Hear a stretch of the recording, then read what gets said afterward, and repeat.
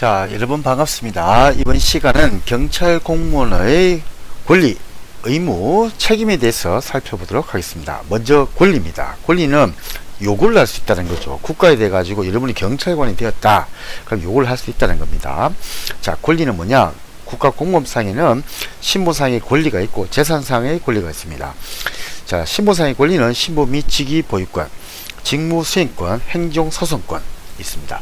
재산상의 권리는 보수, 월급을 청구하는 거, 보상 청구권, 연금 청구권, 실물 대면 실비 변상권, 그죠? 여러 가지 소모품, 그죠? 이런 것도 전부 다 국가에서 줘야 된다. 이런 얘기입니다. 자, 그다음 경찰 공무원법상의 신분 보장을 보면 자, 15 임용자는 신분 보장이 안 됩니다. 1년입니다. 그죠? 또 치안 총감과 경찰청장, 치안 정감 6명, 2인자, 그죠? 이 사람들은 신분 보장이 안 된다. 그러니까 이걸 우리는 흔히 얘기할 때 정무직이다 라고 얘기를 합니다. 그래서 무슨 말이냐면 관행적으로 대통령이 바뀌게 되면, 선거를 통해 대통령이 바뀌게 되면 장관, 차관, 그죠? 장관, 차관, 그리고 사실은 이제 1급 관리관이라고 하는데, 관행적으로 전부 다 사표를 다 냅니다. 일반적으로. 그러면 이제 선별적으로 사표가 수리됐다. 그럼 나가는 겁니다. 그런데 경찰청장은 차관급이지 않습니까? 그죠? 그 장차관은 무조건 정무직이기 때문에 대통령이 사표 수리하면 그대로 잘리는 겁니다. 쉽게 얘기해가지고. 자, 근데 이제 치안 정감도 관행적으로, 그죠? 우리가 6명인데 신분 보장이 되지 않는다. 이렇게 얘기를 합니다. 그리고 휴직, 면직, 그죠? 이런 거는 된다. 즉, 15. 그죠? 그것도 휴직, 면직 같은 경우는 가능하다. 신분 보장에서 가능하다. 자, 재산에 있어 경찰법, 경찰청장, 치안총감, 그죠? 임기 2년이고 중민 금지고, 그죠? 휴직은 되지만 면직 안 된다. 그죠? 임기를 보장받고 있기 때문에 이렇게 얘기를 합니다. 자, 이제 경찰공무원법상에 보면 제복을 착용. 우리 이제 경찰관 복장 있지 않습니까? 그렇죠? 대부분 이제 군인, 경찰관 이렇게 선호하는 사람들이 제복을 좋아하는 거죠. 자, 그다음 무기 휴대권이 있습니다. 그 무기 휴대권 경찰공무원법, 무기 사용권은 참고로 경찰관 직무집행법에 있다. 그래서 위해를 수반한 무기의 사용, 또 위해를 수반하지 않는 무기의 사용, 뭐 이렇게 나누어지기도 합니다. 자, 이제 경찰 공무원의 의무입니다. 이건 반드시 해야 되는 거다. 해야 되는 거다. 그죠? 그래서 국가공무원법상에 보면 기본적 의무, 직무상 의무, 신분상 의무 이렇게 있습니다. 신분상 의무는 양이 많기 때문에 조금 이따 다시 설명하도록 하겠습니다. 기본적 의무는 선서의 의무가 있습니다. 나는 대한민국 공무원으로서 국가 민족을 위해서 뭐 충성을 다할 것을 명사합니다. 뭐 이런 내용입니다. 그죠?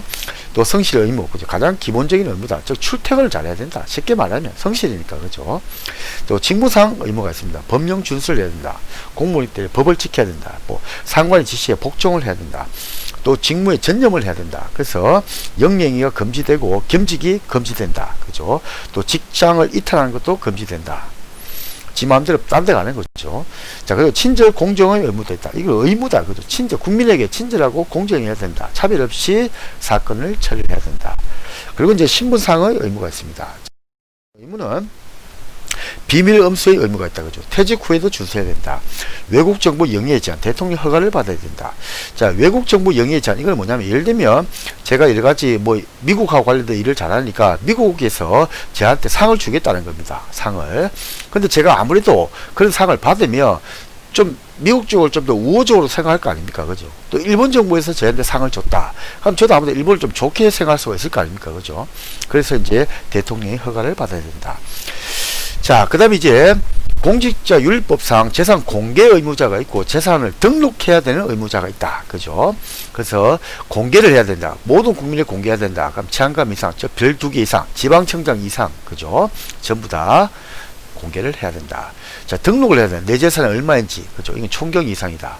그런데 공직자 윤리법 시행령상의 재산 등록 의무자는 또 경사 이상입니다. 그죠? 그러니까 결론적으로 우리 경찰은 경사 이상은 전부 다 내 재산이 얼마인지, 저 자동차를 뭐 타고 다니고 이런 것도 전부 다 의무적으로 등록을 해야 된다. 이렇게 합니다. 자, 그 다음에 이제 부패 방지 및 국민권익위원회의 설치와 운영에 관한 법률이 있습니다. 그죠? 그래서 국민권익위원회가 있는데, 거기서 여러 가지 이제 비리가 접수가 되겠죠. 그죠? 권익위로. 그러면 이제 고발해야 될 대상은 경무관 이상이다. 이렇게 되어 있습니다. 자, 그리고 국가공무원이기 때문에 정치활동, 정치적 중립, 그죠? 그것 때문에 정치활동이 금지가 되고, 집단행동이 금지됩니다. 또 품위 유지를 해야 되는 의무가 있습니다. 그죠? 자, 이제 우리 경찰공무원법상에 또 보니까 제복 착용의 의무, 그죠? 그래서 제복은 권리자 의무다. 이렇게 얘기를 합니다. 또 직권 남용 금지 의무, 또 허위 보고 금지 및 직무유기 금지 의무, 일을 안 하는 거, 그죠? 이런 게 직무유기다. 그래서 어렵지는 않습니다. 그죠? 자, 이제 경찰 공무원의 책임이 있습니다. 책임은 징계 책임, 민사 책임, 형사 책임 이렇게 있습니다. 자, 그래서 먼저 징계는 어떻게 하냐면 소속 기관장이 요구를 합니다.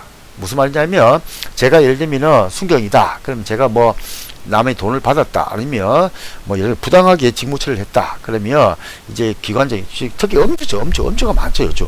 그럼 소속 기관장이 경징계 요구를 하든지 중징계 요구를 하든지 요구를 합니다. 징계를 해 주십시오 라고. 그럼 징계위원회에서 징계를 의결하게 됩니다. 이게. 그럼 이제 소속 기관장이 징계를 집행하게 됩니다. 근데 이걸 만약에 불복한다. 그러면 우리는 이게 이제 고충심사위원회도 있고 이런 소총심사위원회도 있습니다. 그래서 고충은 뭐냐면 여러분이 이제 근무를 하다 보면 상사가 부당하게 내한테 일을 너무 많이 시키는 거예요. 옆에서 하면 일을 안 시키는데 그 저를 갑자기 계속 파견 근무하라고 보내고 출장 명령 내리고 막 하는 겁니다. 그것도 저 어디에 어디 뭐 여기서 뭐 강원도라든지 그죠 뭐 이런데 뭐 자꾸 날마다 출장을 시키는 겁니다. 그럼 여러분이 딴 사람은 안 시키는데 내한테만 유독 많이 시키니까 여러분이 봤을 때 좀 불합리하다 생각할 겁니다. 그죠? 그럼 그런 게 뭐냐면 고충입니다. 고충. 자, 근데 소총심사위원회는 징계 같은 거 당했을 때 가는 겁니다. 징계는 굉장히 타격이 크죠. 그죠? 월급도 그 3분의 1 아니면 3분의 2가 날아가고 또 승진, 호봉도 제한을 받고 그죠? 그렇기 때문에 이거는 아주 중요하기 때문에 소총심사위원회에 불복을 하게 되면 가게 됩니다. 근데 이때 소총심사위원회는 징계위원회 징계보다 중한 결정을 할 수 없다 이렇게 얘기합니다. 그래서 불이익변경 금지 원칙이 적용이 된다 이게. 그래서 예를 들면 징계위원회에서 예를 들면 정직이 나왔는데 소총심사위원회 갔더니 갑자기 강임이 나온다 아니면 파면이 나온다 해임이 나온다 이렇게는 안 된다는 겁니다.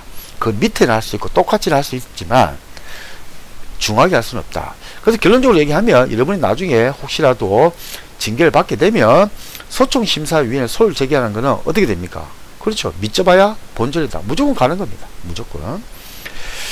자, 그래서 30일 이내에 소총심사위원회에 소총심사를 청구하게 됩니다. 그죠? 근데 파면에 대한 재심 요건은 누가 갖고 있느냐? 감사원이 갖고 있다. 그죠? 파면.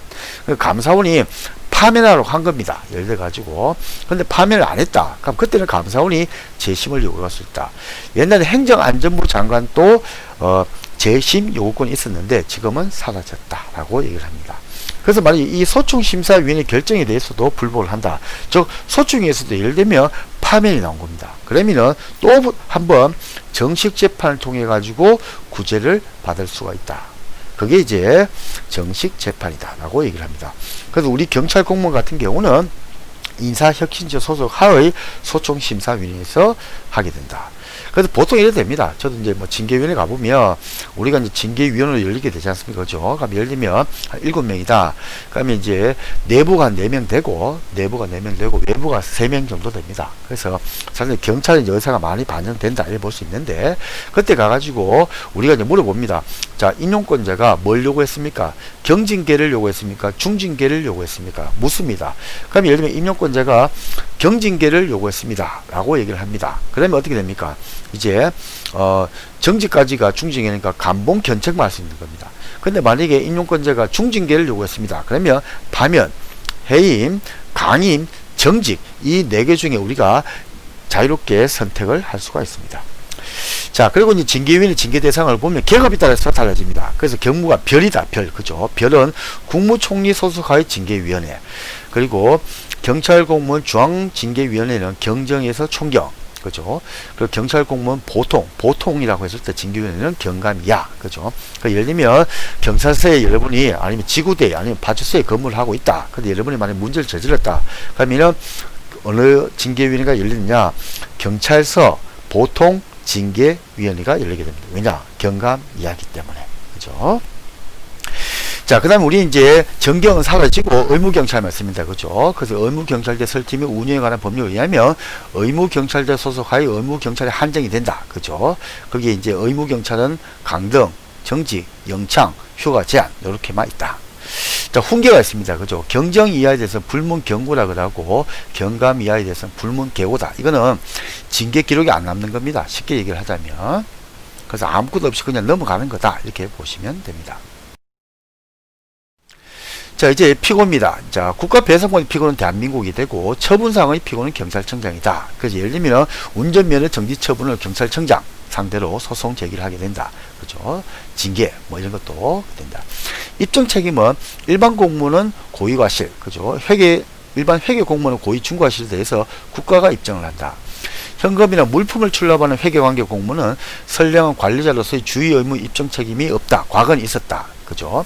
자, 그럼 입증 책임은 이겁니다. 가장 쉽게 얘기를 하면 제가 예를 들고 업무 처리를 하다가 실수를 한 겁니다. 그러면 과거에는 이제 감사를 받을 거 아닙니까? 그죠? 그럼 제가 얼마나 일을 잘 처리했는지를 제가 다 서류를 복사하고 제가 근거 자료 다 만들어 가지고 감찰이나 감사원에게 제출하는 겁니다. 이게. 그러면 청문감사 혹은 감사원에서는 제가 제출한 자료를 보고 이 사람이 일을 잘했는지 못했는지 이걸 확인을 했다는 겁니다. 즉 입증 책임이 공무원인 경찰관이 저에게 있었다는 거죠. 그러니까 굉장히 힘들어요. 왜냐하면 제가 몇 달 전에 한 걸 제가 다 기억을 해야 되고 몇 달 전에 아니 몇 년 전에 한 서류를 제가 다 보관을 하고 제가 기억을 다 하고 제가 메모를 다 해야 되기 때문에 그래서 이건 너무 부당하다고 해가지고 국가가 입증합니다. 그래서 예를 들면 감찰이 왔다. 그럼 감찰이 저는 가만히 있고 감찰이 제가 잘못한 부분을 자기들이 알아가지고 찾아내야 된다. 이게 이제 입증 책임이다. 그죠? 그래서 결론적으로 입증 책임은 전부 다 해당 공무원이 지지 않는다. 즉 나를 징계 먹이고 싶으면 네가 한번 내 잘못을 찾아봐봐. 이런 의미다라고 보시면 됩니다. 그래서 해당 공무원에게 입증 책임이 없다. 이렇게 여러분이 보시면 된다. 자, 변상 책임이 돈을 이제 물어주는 거죠. 그죠? 국가배상법에 보면 공무원은 과실 책임입니다. 그래서 고의 과실이 있을 때 물어준다. 그죠? 직무 집행할 때 위법이 있으면 물어준다. 그죠? 자, 영조물 관리하자의 무과실 책임이다. 자, 이 무과실 책임이 뭐냐면, 예를 들어 가지고, 제가 이제 길을 가고 있는데 보도블럭이 있지 않습니까? 그죠? 그게 툭 튀어나온 겁니다. 그래서 제가 길을 가다 넘어져서 다리가 부러졌습니다. 근데 해당 공무원이 자기가 일부러 한 것도 아니고, 고의도 아니고, 자기가 실수로 만든 것도 아니에요. 그죠? 그런데 저는 다쳤지 않습니까? 국민인 저는.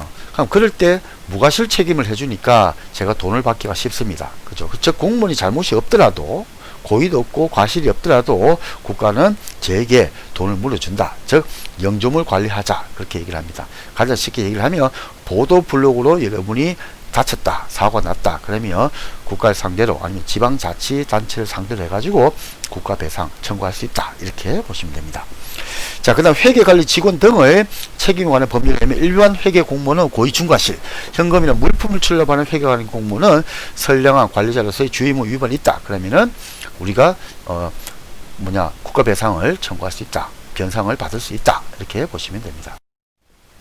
자, 이제 소송 관계를 보면 이제 구상권만 좀 이해하시면 됩니다. 자, 예를 들면 제가 이제 시민인데 공무원이 저에게 부당하게 음주운전 징계 처분을 내렸다. 뭐 제가 이제 술도 안 먹었는데 갑자기 제가 음주를 했다고 하는 겁니다. 예를 들어 가지고 자, 그러면은 거기에 대하고 제가 직장도 못 가고 하고 피해를 봤다. 그러면 먼저 국가가 돈이 많지 않습니까? 개인보다는. 그래서 국가를 상대로 소송 제기를 하면 국가 저한테 배상을 해주고, 그럼 국가가 이제 그 해당 경찰관이 고의나 중과실이 있다. 그럼 니도 돈을 물어내라라고 해가지고 공무원에게 그 돈을 물어내려고 하는데 그걸 좀 어려운 말로 구상권 청구다. 이렇게 얘기를 합니다. 근데 이 시민은 국가를 상대로 소송도 제기할 수 있고 공무원을 상대로 소송 제기도 할 수 있습니다. 근데 공무원을 직접 상대를 할 때는 고의 중과실이 있을 때 소송 제기를 할 수 있다. 그래서 좀 어렵게 자기 책임을 다해서는 선택, 즉 국가를 상대로 하느냐 공무원을 상대로 하느냐 이걸 인정을 해주고 대의 책임을 다해서는 선택적 청구권을 불인정한다. 왜냐? 자기 책임서는 공무원이 국가하고 똑같다고 하는 것이고 대의 책임서는 공무원하고 국가하고 별개다라고 보기가 있기 때문입니다. 자, 이제 소송심사의 소속은 우리는 인사혁신처 소속하에 소송심사위원회가 있다. 옛날에 행정안전부 소속에 소송심사위원회가 있다. 이렇게 얘기를 합니다.